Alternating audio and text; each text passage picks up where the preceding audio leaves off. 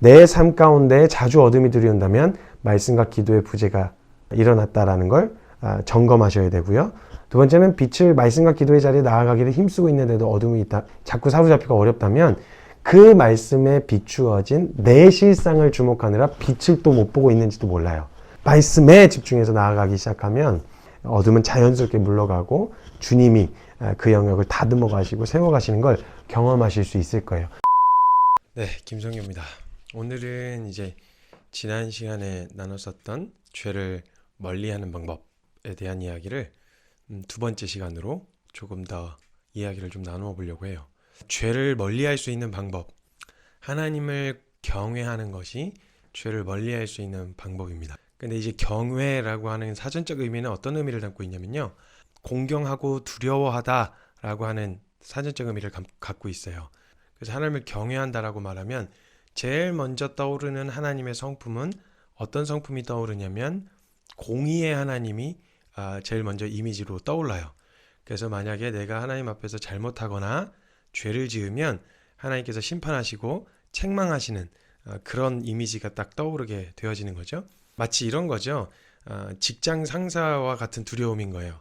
우리가 하나님을 경외한다라고 말했을 때 우리가 흔히 하는 경외함의 태도는 어떤 태도냐면 무서운 직장 상사인 거죠. 눈앞에 보일 때는 굉장히 열심히 하고 잘해요. 이유는 하나예요. 혼나기 싫어서. 하나님을 그런 식으로 두려워하면 죄로부터 멀어지는 데 있어서 굉장히 효과적이긴 해요. 그런데 한번 생각해 보세요. 만약 하나님의 심판이나 하나님의 징계가 두려운 거라면 효과적으로 죄로부터 멀어질 수 있긴 한데 죄로부터 멀어진 다음에 하나님과 가까워지기는 어려워요. 우리가 하나님으로부터 받을 징계가 두려운데 무서운 이미지를 가지고 있는 하나님 앞에 가까이 나아가기가 쉬우실까요? 어렵단 말이죠. 하나님을 경외하고 두려워하는데 만약에 우리가 죄를 지어서 하나님으로부터 받을 심판이 두려워지면 죄로부터는 멀어질 수 있는데 하나님과 가까워지기가 어려운 거예요. 그러면 죄로부터 멀어지는 게 무슨 의미가 있겠어요? 하나님과 가까이 하는데 죄가 걸림이 되기 때문에 그래서 죄를 멀리하는 건데 만약 하나님과도 가까워질 수 없다면 죄를 멀리하는 이유가 뭐겠어요? 우리가 느끼는 정서 중에 죄는 멀리하지만 하나님과 가까워지지 않음 때문에 느껴지는 답답함이 있다라는 거예요. 그것 때문에 죄와 싸우는 싸움이 고단하고 피곤하게 느껴진다라는 거죠. 그럼 여기서 아주 중요한 포인트가 있는데요. 하나님을 경외한다라고 했을 때는요, 무엇을 두려워해야 하는지가 굉장히 중요해요. 우리는 흔히 하나님으로부터 받을 징계나 심판이 두려워서 죄를 멀리 하려고 했어요. 죄로부터 멀어지긴 하지만 하나님과 가까워질 수는 없었단 말이죠. 우리는 두려워해야 할 것이 내가 하나님으로부터 받을 징계가 아니라 우리가 하나님으로부터 멀어지는 것을 두려워해야 돼요. 이게 바로 경외함입니다. 내가 하나님으로부터 멀어지는 것이 두려운 상태. 그럼 생각해 보시죠. 만약 내가 하나님으로부터 멀어지는 것이 두렵다면 나로 하여금 하나님으로부터 멀어지게 만드는 죄를 멀리할 수 있겠지요? 그리고 그 죄로부터 멀리할 뿐만 아니라 하나님 앞에 가까이 나아가는 일이 가능해진다는 거예요. 그래서요, 경외함이라고 하는 건 원래 딱딱하고 무섭거나 무거운 이미지가 아니고요. 경외함의 다른 말은 하나님을 사랑한다라는 거예요. 내가 사랑하는 하나님과 더 가까이 가고 싶고 내가 사랑하는 주님 앞에 더 나아가고 싶은데 나를 하여금 하나님으로부터 멀어지게 만드는 그 죄를 멀리할 수 있게 되어져요. 하나님을 사랑하는 것이 죄로부터 멀어지게 할 뿐만 아니라 하나님 앞에 더욱 가까이 나아가게 만들 수 있다는 거예요. 사랑하는 여러분, 주님 사랑하시죠? 정말 주님 사랑하시죠? 그렇다면 사랑의 또 다른 말인 하나님을 경외함으로, 즉 하나님으로부터 멀어진 것이 두려운 상태로 나로 하여금 하나님으로부터 멀어지게 만드는 죄를 멀리하고 내가 사랑하는 주님 앞에 더 가까이 나아갈 수 있는 믿음의 결정이 가능하다라는 거예요. 다윗은 하나님을 경외했어요. 다윗은 하나님으로부터 받을 징계가 두려웠던 게 아니라 하나님으로부터 멀어지는 게 두려웠던 사람이었어요. 다윗이 전쟁터 한복판에서 맨날 도망자로 살 때는 늘 하나님을 의존하고 하나님을 쫓아 행하고 하나님을 따라가는 삶이 당연했었는데 어느새 왕이 되어지고 그 삶이 안락해지고 편안해진 거예요. 그래서 하나님을 막 매일같이 찾지 않아도 되는 편안한 상황 가운데서 전쟁터에 가지 않고 옥상을 혼자 거닐다가 밧세바라고 하는 여자를 샤워를 하고 있었는데 다윗이 그걸 보게 되어지는 거예요. 그리고 나서 밧세바와 동침을 하게 됩니다.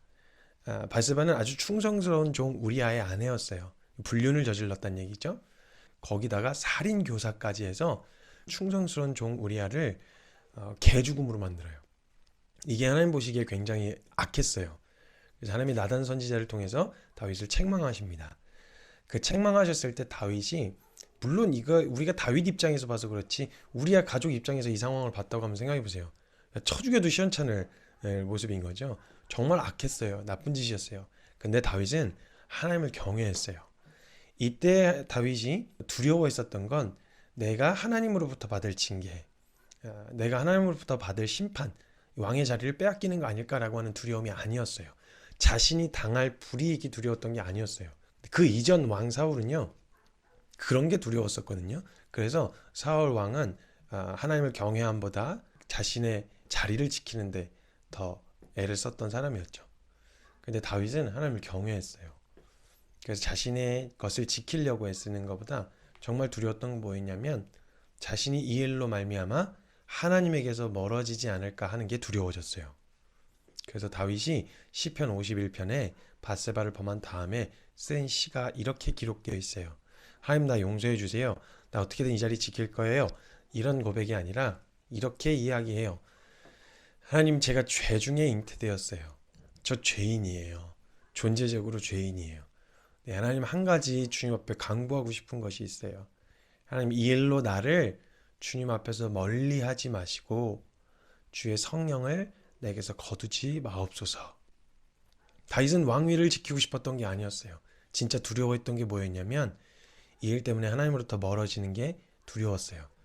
그래서 혹시라도 멀어질 가능성이 있다면 왕관이든 뭐든 다 집어던지고 하나님 앞에 엎어질 마음이 준비가 돼 있었어요. 그리고 시간이 지나서 압살롬이 반역을 일으키죠. 이때 분명히 장수들 서슴퍼렇게 날이 선 장수들이 옆에 있었고 싸워볼 만했어요. 다윗은 그 왕위를 지키려고 하지 않고 걸어 내려와서 스스로 도망자가 되기로 결정해요. 그리고 도망가던 길에 시므이라고 하는 사람이 막 다윗을 욕하고 조롱해요. 가거라 손에 피를 많이 묻힌 자여 가거라 하면서 막 비난하거든요. 그때 막 다윗의 장수들이 제가 잡아 죽이겠습니다 막 이렇게 할 때 다윗이 냅둬라. 하나님이 저 입을 통해서 내게 하신 말씀일 수도 있지 않냐. 둬라. 이렇게 이야기를 해요. 다윗은 자신이 받는 모욕, 자신이 받는 취급, 징계 이런 게 두려운 게 아니라 하나님으로부터 멀어지는 것이 두려웠었던 하나님을 경외하는 사람이었어요. 즉 하나님을 사랑했던 사람이었어요. 하나님을 사랑하고 다른 말로 하나님을 경외하는 사람은요. 나로 하여금 하나님부터 멀어지게 만드는 죄를 멀리할 수 있어요. 뿐만 아니라 내가 사랑하는 주님 앞에 더 가까이 나아갈 수 있게 되어지는 거예요. 우리 오늘 한번 하나님 경외함으로 선택해보면 어떨까요? 내가 받을 징계 때문에 두려워하는 게 아니라 내가 오늘 잘못된 선택으로 내 원함과 내 정욕에 의한 선택으로 하나님으로부터 멀어지는 게 아닐까? 나 혹시 주님으로부터 더 멀어지면 어떡하지? 라는 것이 두려운 이 상태로 믿음의 결정 한번 해보면 어떨까요?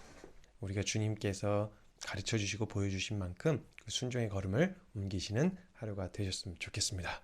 여러분의 믿음의 걸음을 응원합니다. 화이팅!